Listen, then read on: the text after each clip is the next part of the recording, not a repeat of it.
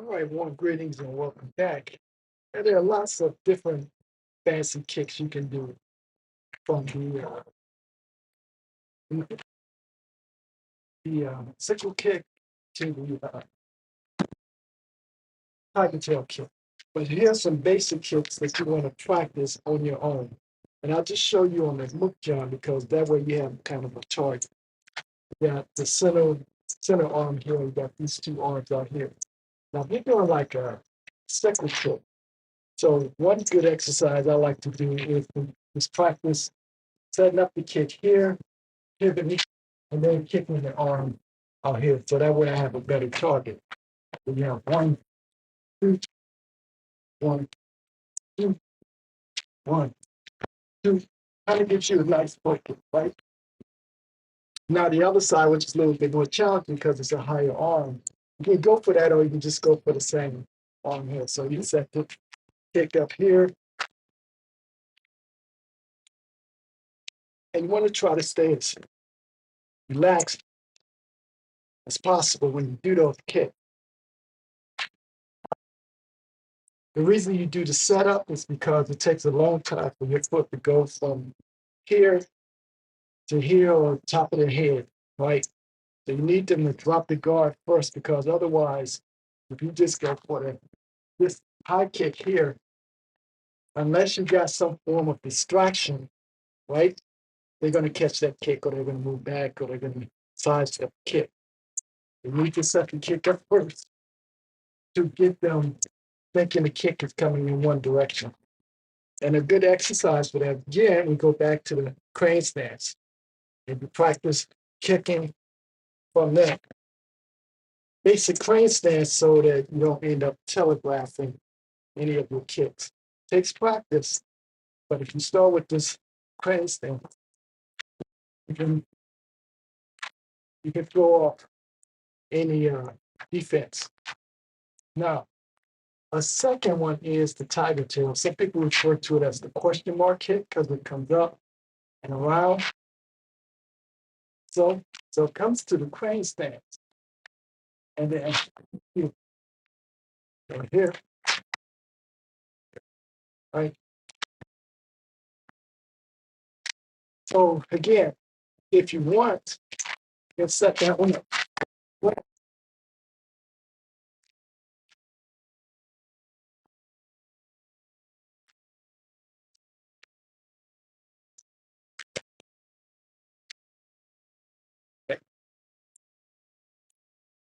But anyways, that's that one up. But anyway, so this is a good exercise that you can do to the hook job.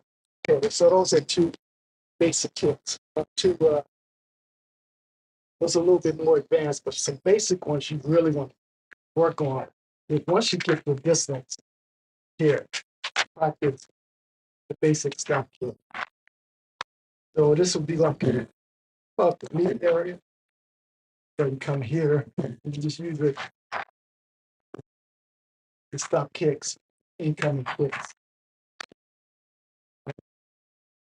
Just practice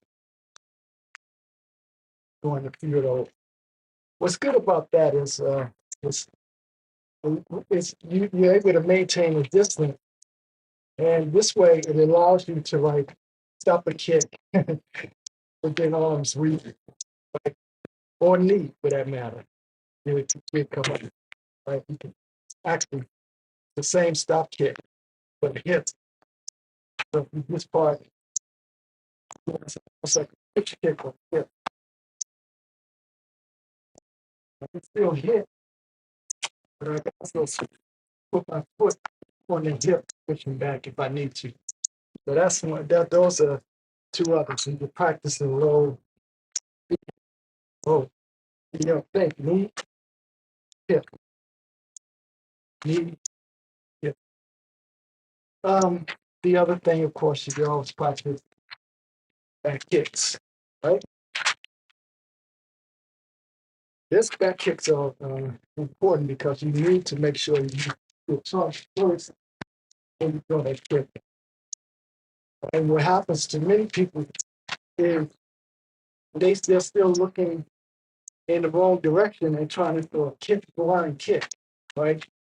course, the problem with that is if you don't keep an eye on your target, you're liable to move around you and be on the other side of it by the time you shoot the kick off. Or they might do something else with it. As you're going this way, looking this direction, they might throw a counter kick, stop kick, your back kick. So you need to keep an eye. You know, if you turn, immediately turn, not just the head, but the whole upper torso. And so this is a good, I like this. The turn the torso, you can see everything. You just turn your head, you kind of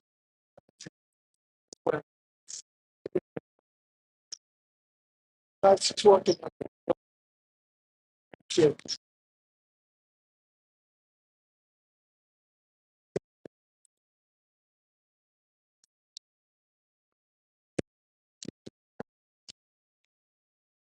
Next, the kick is going to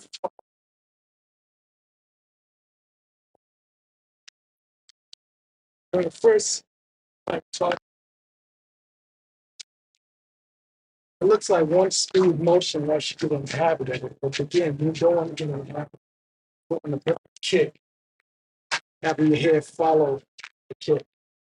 So we went over um, the basic kick. Stop it, right? We went over two advanced kicks. One, sickle,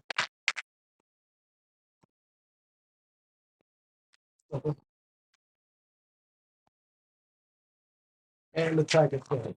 If you don't want to say no, use the whole. This is allows you sometimes to bridge the gap and stuff. Also with the uh, question mark or the tiger kick, you know, right?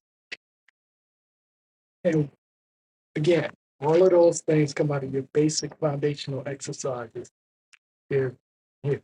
Now, as a bonus, there are what we the sweeps, right? There are different types. There's one back sweep, right? Go ahead, side step.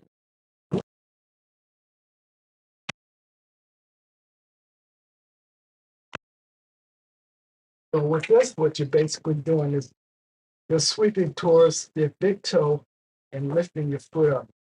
Because you want to eliminate the friction between your foot and the ground. You don't want to kick it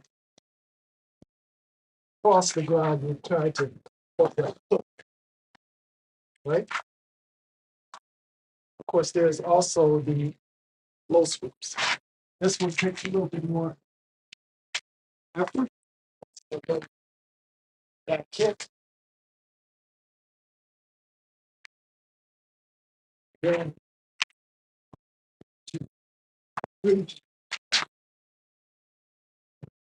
to reach, that's how, yeah.